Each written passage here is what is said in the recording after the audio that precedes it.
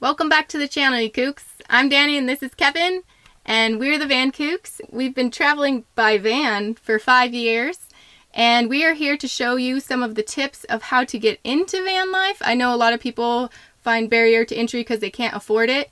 We're going to show you some creative ways in this video of how you can make this dream a reality.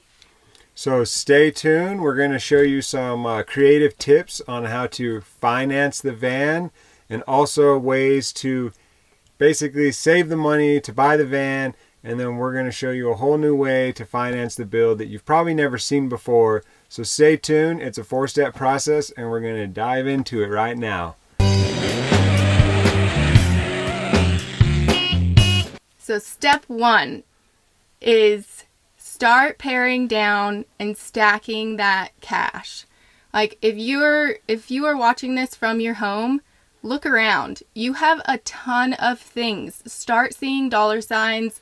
That stuff isn't coming with you.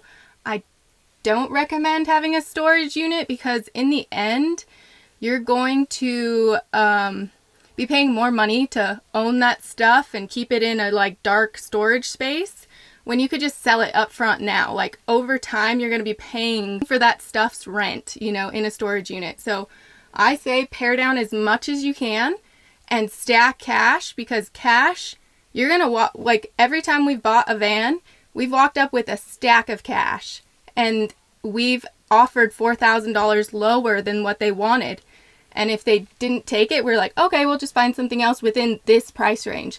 And people usually give you the van. They're like, okay, come back. So.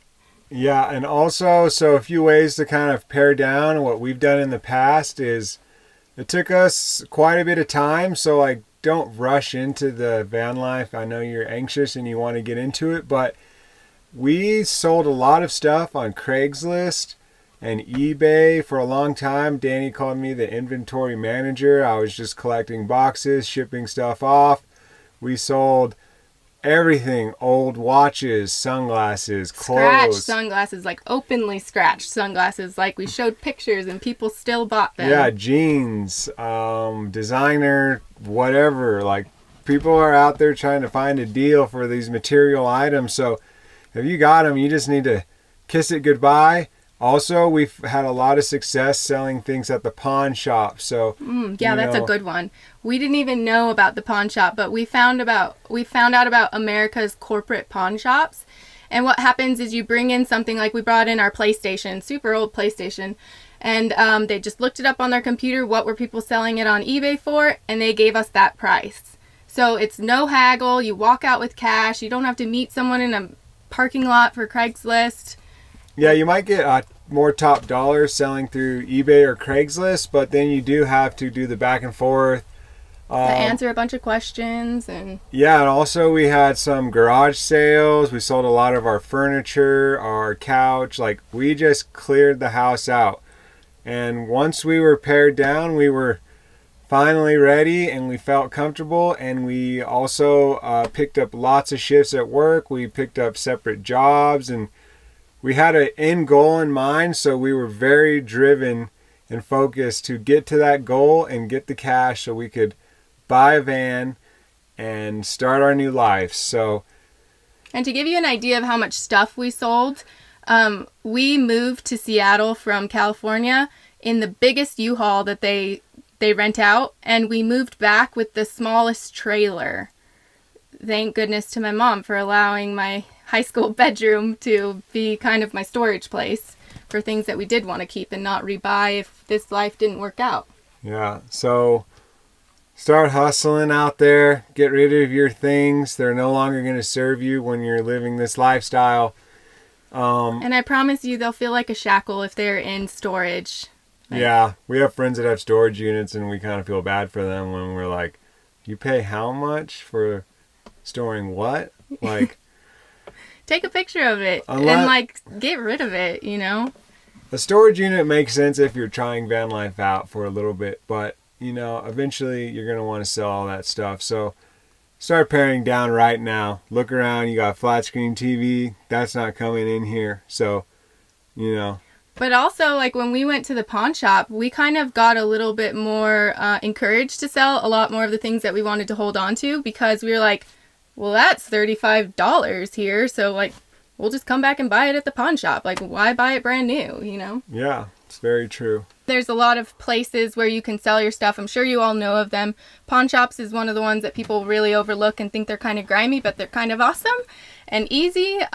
Consignment shops like Buffalo Exchange and stuff. I sold a lot of like cool True Religion jeans and stuff like that I would never wear now, but they gave me good money for it. We had an envelope where we just put everything that we sold. It'd always go into the envelope, and there'd be a running number of like, you know, how close we were getting to our goal. We ended up with like $9,000 just selling stuff. Just selling stuff in our apartment. Like, it's crazy. Okay, so now that you've started paring down, you guys are doing a great job out there. I can see that you're feeling a lot more free, that all these things are dissolving away into other people's possession. So now you're going to start doing the research and trying to figure out what is the right van within your price range. So there's lots of options, and like, don't get discouraged. You'll see some of these vans that are $100,000, $80,000. Like, those are for the people that can afford them. Like, we started in a $500 van in Australia, and we basically just flipped our way up, pieced it together, sold it for $3,000 when we were done with our trip. It was actually pretty badass. Then we got another van in New Zealand, sold that, and then we came back from our trip over the seas, and we actually had a decent amount of money thanks to the Australian wage and all the money we'd saved before we left. So, and living in the van helped save the money, helped stack the cash. Cash. Living a year and a half in a van without paying rent really allowed us to save a bunch of money while we were traveling. It was really crazy. I mean, we had work visas and we worked our butts off as bartenders, but it was worth it. We came back to the States. We had money, and we had Danny, the negotiator.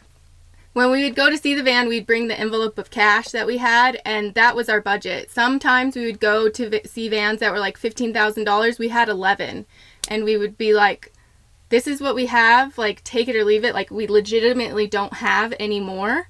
Our bank account will be zero after that. So people would let us kind of walk away, and then they'd call us back and be like, all right, you know, I like your guys' story. I like you guys. I want this to work for you guys. Like, let's do this, you know? So I think just being like personable with people and being upfront with what you're going to do with it, people think it's rad, you know? They might be willing to give you a deal when you have a fat sack of cash. And also, like, don't be afraid to walk away. Like, don't rush into these vans, because we walked away from a few vans when we first got back to the States, and we are so glad. Happy we didn't buy these things. You're going to be very anxious to just get into the lifestyle, but I recommend you take time. Like, vans are going to be around. They're not going anywhere, and you're going to be able to find exactly what you want. You just got to wait. Like, it's part of the process. Yeah. It's part of the process that you really appreciate when you're in your van. It makes it all worth it. Now you've done the research, you kind of know what kind of van you want to buy. We always recommend, if this is your first go at it, you kind of start slow. Van life is not for everyone, and we actually know people who've gotten into van life and they have sold their vans fairly quick, and they spent a lot on them. So maybe start smaller if your budget's smaller, you know, like, just make sure the van's in running order. I always recommend getting it checked out. It's a couple $100, but it's really going to save you in the long run. So do the due diligence and, you know, start small. Like, we started $500 and we worked our way up to a Sprinter. And then also, like, next we're going to get into how to build the van and, like, how to get the funds to build your van. So that is going to be step 3. So step 3 of the van is, how are you going to finance this build? Like, if you're at where we were, when we were at step 3, we had no money in our bank account, but we had an empty van and we had to build it out. So we had to get creative. So this is where everything in van life is going to need to be creative. Like, this is where you're going to start being creative. And the way that we figured it out, and I want you all to be pretty responsible with this, I want you all to be pretty responsible with this. we're not advocating to be bad with your credit, but we had to get no interest credit cards. There was a lot out at the time. There is a lot out now, I'm pretty sure. Chase Sapphire Preferred was one of them. We also got an REI credit card because you get so many points to REI. The Discover. We have so many credit card points, we don't even know what to do with it. Like we built 3 vans this way. We maxed out on our cash buying the van, and then we had to get creative building the van. So we got no interest credit cards that were 18 months that you had to pay back. You could pay the minimum every month, which is like $30 or something like that. Sometimes if you rack it up, it can get up to $200 a month. And if for any reason that we didn't pay it off in the 18 months, we could balance transfer it for 2% or 5% of the value that you're bucks. Or it comes out to about like $200 or something like that, which was nothing to us to buy us another 18 months. I think we did that once and we kind of got ahead of ourselves and then we sold the van. So don't get ahead of yourselves on that, because then you'll spend an extra $200 for no reason. But when you do get these credit cards and you sign up for them and you get the 18 months, you do get tons of bonus points for spending like $3,000 in 1 month. You'll spend that, building this van. Another thing we did was we had a Chase Sapphire Preferred. I think they have the best bonus. So they're not interest free. They're not. They're also have a yearly annual fee. They have an annual fee as well. So you'll want to kind of avoid as many annual fees as possible, because then you're kind of paying for your free points over time. The Discover It card does not have an annual fee, nor does the REI MasterCard from REI. And the REI one's actually nice because we ended up buying quite a few things from REI, cooktops, mountain bikes, bunch of other random REI things, backpacks, and you actually get 15% back. So you get your 10% dividend and you get a 5% on top of that. And I think both of us were able to get like sleeping bags and a bunch of rock climbing gear after that. So, that was worth it alone. Back to the Chase card, it has an annual fee, but if you spend like $3 or $4 grand in the first 4 months, you get a 60,000 point bonus. That's what was going on when we had it, yeah. So what we would do is we would both reach that 60,000 point bonus, and then we would both get these REI MasterCards, and we would transfer the balance from the Chase to the REI, and then we had this 60,000 points, transferred it over, and then we had interest free for 15 months to pay off those 2 credit cards. And we felt that if we couldn't pay off our $11,000 we spent originally on our build, we're basically betting on the fact that we could pay it off. So we worked through the first year of our van life. Danny did some catering and bartending in random cities. I worked on a documentary. And through that year, we weren't paying rent. We weren't paying our Comcast bill. We weren't paying all these bills we used to have. So it was actually pretty easy to pay off that 11 grand, right? Yeah, I would say it's relatively easy. So the interest-free credit card, it's not for everyone. I know everyone's credit is different, but I think it's a great way to get into the van life. And if you think you can bet on yourself to know that you can pay off the build, and all the builds will be different. So we've done a VW. We spent about $3,500 on the build. We built out a 40 Econoline, and I think he was more high end. I think he spent about $6 grand on the build. And then the last 2 Sprinters have been about 12 each. Yeah. And you can make that cheaper. We wanted to go for we wanted the composting toilet. We wanted a big fridge because we're foodies, and we just wanted all the amenities to make it comfortable. We had already done van life for a year and a half prior, and we were committed to it, so we knew that we wanted to make it comfortable and make this van last for at least 3 years. We were kind of credit kooks at the time, but we knew if we were responsible and paid it off like rent, then we would be fine. And we've learned a lot along the way to how we are actually like really doing a good job leveraging debt.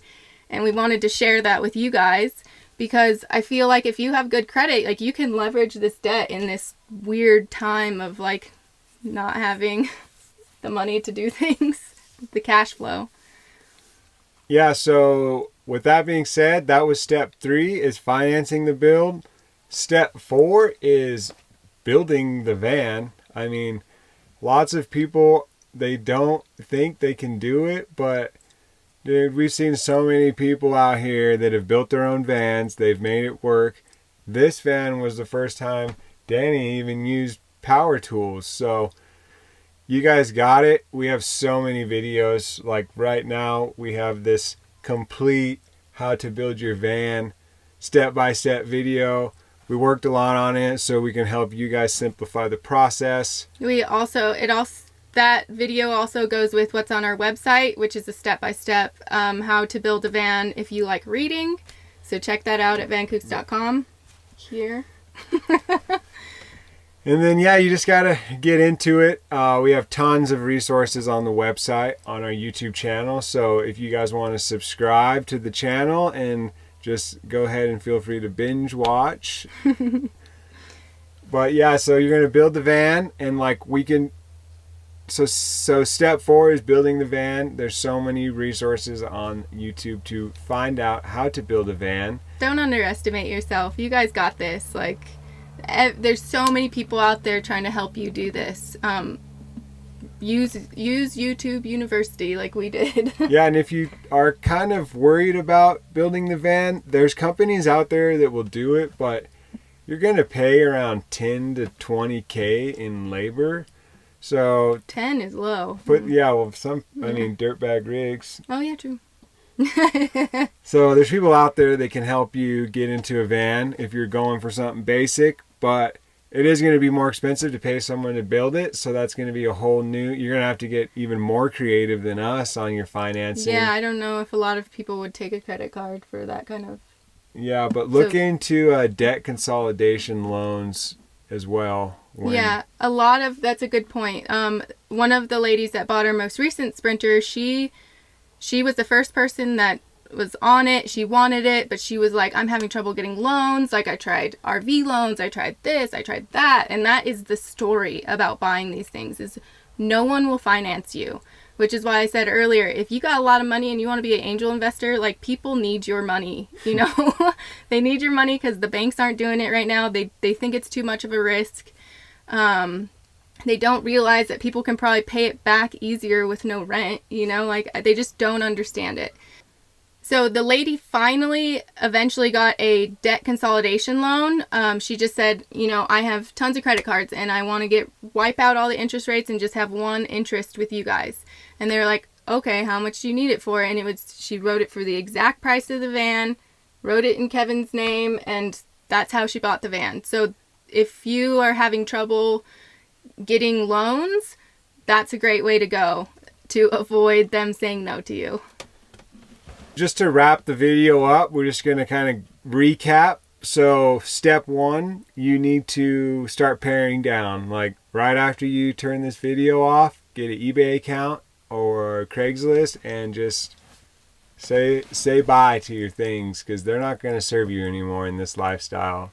Step 2 is finding a van within your price range, whatever you sold your stuff for, whatever amount of cash is, within that price range.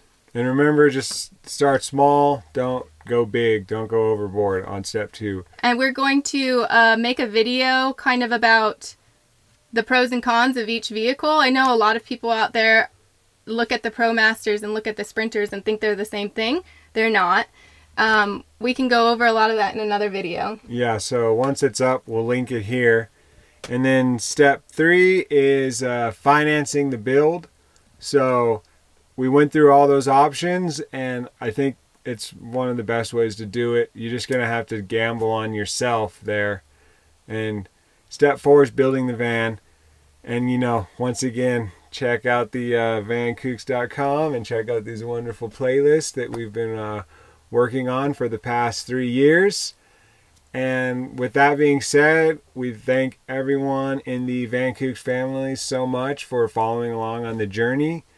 Like, subscribe, and comment. And we'd love to see what you guys would like to see out of us in the future. So all recommendations for future videos are taken, and we'd love to answer questions in the comments. So we will look forward to what you guys have to say, and we will see you guys on the other side. Yeah, guys. Thanks for watching, and don't forget to share this with a friend if you know someone trying to get into the van life. I feel like we all know someone. So thanks for watching, guys. We love you. See you next time.